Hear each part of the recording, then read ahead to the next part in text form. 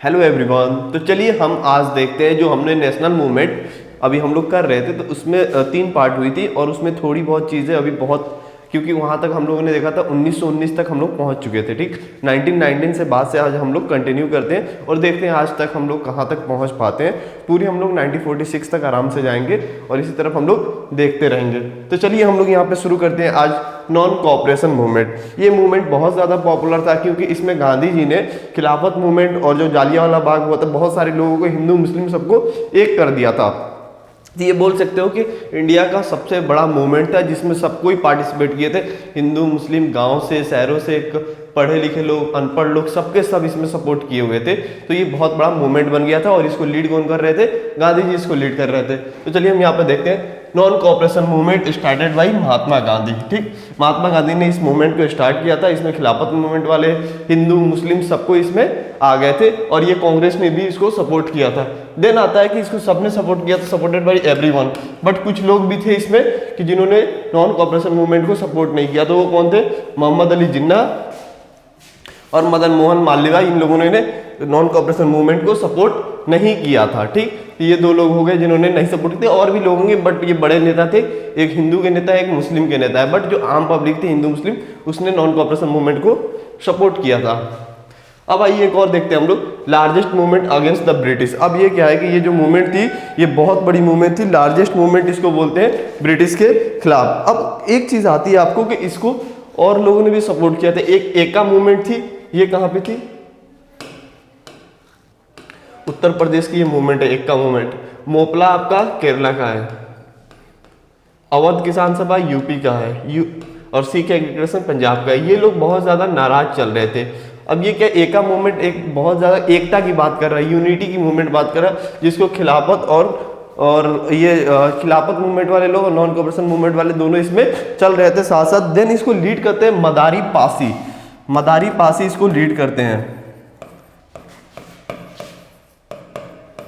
मदारी पासी इसको एका मूवमेंट को लीड करते हैं। ठीक, और देन आता है मोपला। मोपला मूवमेंट एक बेसिकली ट्राइबल मूवमेंट था। ठीक, जो केरला का ट्राइबल पीपल थे वो बहुत ज्यादा परेशान थे, तो इसको सपोर्ट कर रहे थे। अब देखो, नॉन कोऑपरेशन मूवमेंट जब चालू होता है ना, तो मोपला वाले को लगता है कि एक गांधी आया हुआ है जो क्लास 10 की एनसीईआरटी में पढ़िएगा। मोपला मूवमेंट के बारे में थोड़ी बहुत बातें लिखी गई हैं।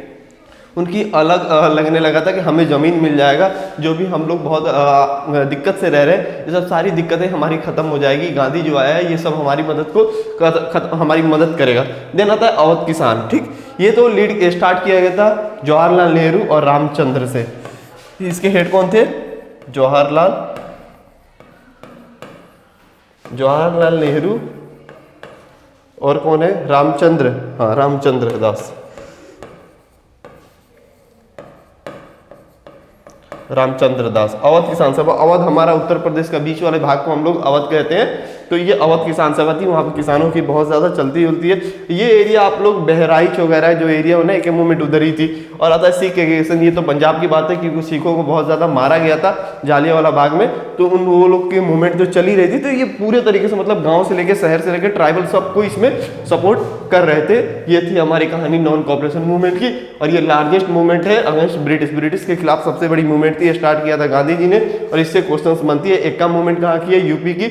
मदारी पासी ने इसको लीड किया था। देन आता है मोपला मूवमेंट, ये केरला के ट्राइबल ने स्टार्ट किया था। अवध किसान, ये जवाहरलाल नेहरू और रामचंद्र दास ने इसको स्टार्ट किया था और इसको लीड कर रहे थे।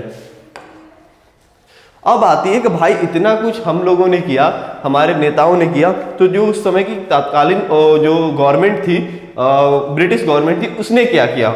वो तो चूड़ी पहन के या पैर पे पैर रख के तो बैठी नहीं होगी, क्योंकि ब्रिटिश गवर्नमेंट के बारे में सबको पता है कि बहुत जल्दी क्विक एक्शन लेती है। तो उसने क्या किया? अब देखो गवर्नमेंट ने क्या किया।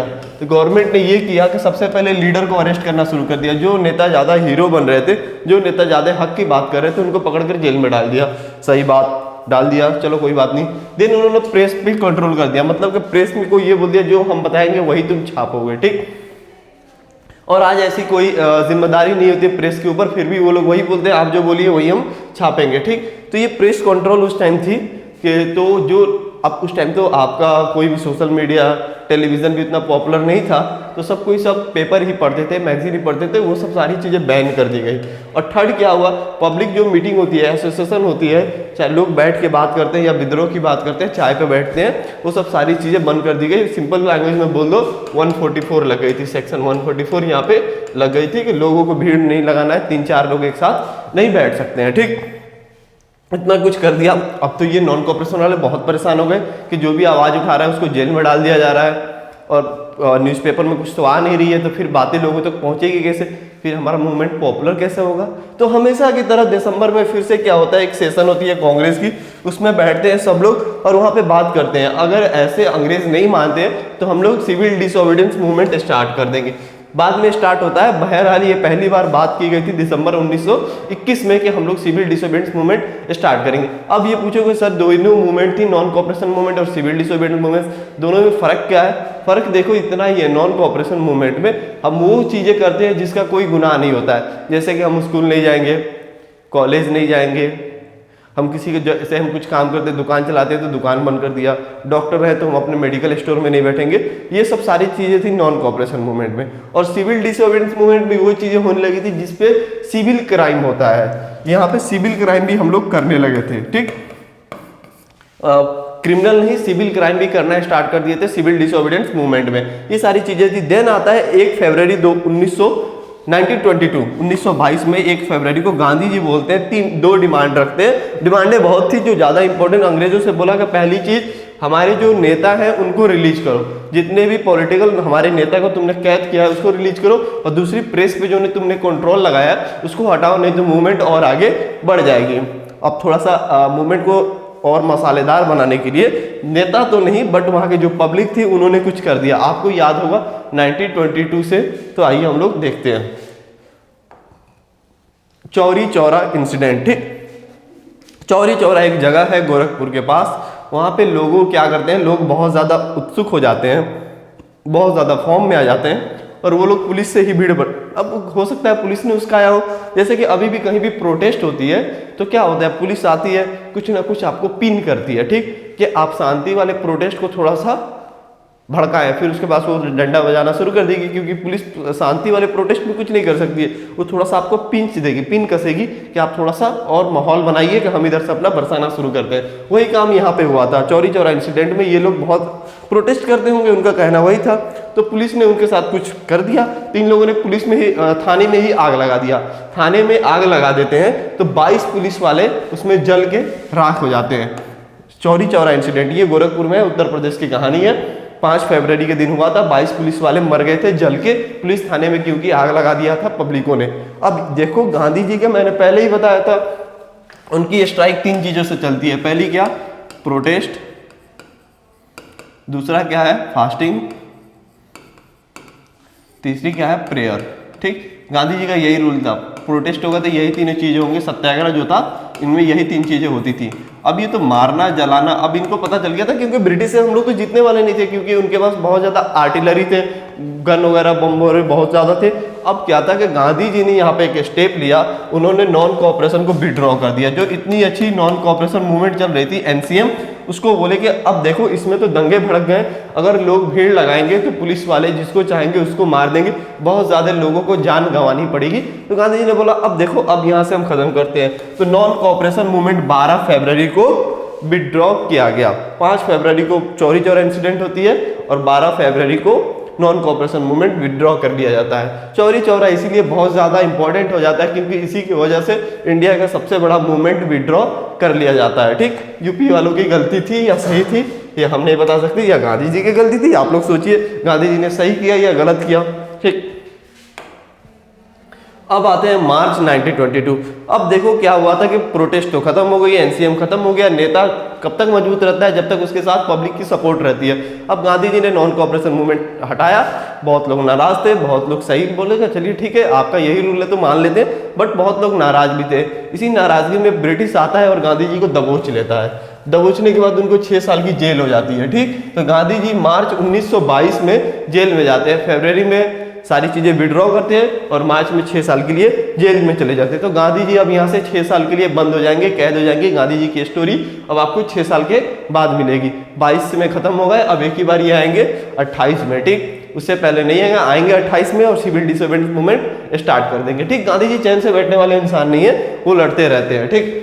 देन क्या होता है कि पूरे देश में लीडर अब नहीं बचता है, क्योंकि गांधी जी चले गए, उनके मानने वाले हिम्मत टूट गई, क्योंकि गांधी जी सब कुछ लीड कर रहे हैं। पिछले बहुत दिनों से आप लोग देख रहे हो कि 15 से आए हैं तब से वही लीड कर रहे हैं और बहुत ज्यादा चीजें बढ़ रही हैं। मतलब कि थोड़ा सा लोगों को मिला दिया था इन्होंने। प्रोटेस्ट तो होती थी बट अलग अलग जगहों पर होती थी, बट गांधी जी ने क्या किया था कि सारे लोगों को मिलाकर तब चलते थे, ठीक। देन क्या होता है, जब लीडर नहीं होता है ना तो चीजें, जैसे कि क्लास में आप बैठे हो और वहां पे टीचर नहीं हो तो आपका अलग ही क्लास चलता है। सेम उसी तरफ क्या होता है कि जब ये देश में कोई नेता नहीं होता है, लीडर नहीं होता है प्रोटेस्ट कराने के लिए, तो देश की पब्लिक जिसको जो मन करे कैसे उठाया गोला किसी के घर में रख दिया, ठीक, ये सब सारी चीजें होने लगी थी। अब क्या हुआ था, कांग्रेस 2 भागों में बट गई, एक प्रो चेंजर एक नो चेंजर, ठीक। ये प्रो चेंजर नो चेंजर क्या है, जो नो चेंजर थे ये चाहते थे कि हम तो गांधी जी के रास्ते पे चलेंगे, गांधी जी ने जैसा बोला था शांति से हम लोग काम को करेंगे।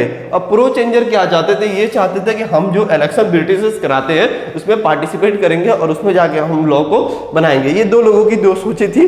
अब ये चलो भाई सबकी अलग अलग सोच होती है। और यहीं पे जब गांधी जी जेल में जाते हैं, भगत सिंह की एंट्री हो जाती है, भगत सिंह आकर अपना परफॉर्मेंस शुरू कर देते हैं। अब आते हैं हम लोग साइमन कमीशन, ठीक। साइमन कमीशन, अब गांधी जी जेल से आ जाएंगे, 27 का टाइम हो गया है, गांधी जी को जेल के आने से टाइम हो चुका है। अब आता है साइमन कमीशन। एक चीज होती है, एक लॉ होता है जो कि इंडिया में रूल करने के लिए ये चीज को बनाया जाता है, जिसके हेड थे जॉन साइमन। जॉन साइमन इसको हेड थे। बट क्या थी कि ये चीजें जो थी इंडिया के रूल करने के लिए थी, बट इसमें इंडियन ही कोई नहीं था। अब देखो हमारे ऊपर हमारे लिए कोई लॉ बन रही है और हमारे यहाँ के लोग उसमें शामिल ना हो, लोगों को बहुत नागवार गुजरा और उन्होंने बोला नहीं भाई ये हमें पसंद नहीं है। जो साइमन आया था इसको लोग भगाते थे और उतना पसंद नहीं करते। अब ये साइमन कमीशन है क्या, it is about extension of parliamentary democracy, मतलब कि जो पार्लियामेंट्री डेमोक्रेसी है उसमें और ज्यादा काम करने के बारे में ये लोग सोच रहे थे। ठीक है भाई, काम के लिए सोच रहे तो हमारे लोगों को कम से कम तो इसमें रखो, क्योंकि हम जानते हैं हमको कैसे रूल करना है कैसे नहीं करना है। और तुम ये भला क्या कर रहे हो, कौन जॉन साइमन को बुला दिया, इसके साथ 5-6 लोग की टीम थी, 6 पर्सन की टीम थी, ठीक, उसमें इंडियन एक भी नहीं थे। बहुत ज्यादा नाराजगी चली, भाई ऐसा कैसे होता है, ऐसा ही हम नहीं मानेंगे, तुम ये क्या कर रहे हो। तो लोगों ने यहाँ पे एक नारा दिया था, साइमन गो बैक, ठीक। लोग चिल्लाने लगे, जैसे साइमन उठेगा, आप लोग एनसीईआरटी देखिएगा सबके सब साइमन गो बैक के नारे लगाते हैं। अब ये रहा हमारा साइमन कमीशन यहाँ तक 1927 तक। अब कल से हम लोग स्टार्ट करेंगे लाहौर सेशन। तो चलिए आज के लिए इतना ही, फिर मिलते हैं हम लोग कल नेक्स्ट वीडियो में नेक्स्ट एपिसोड के साथ। Okay, thank you.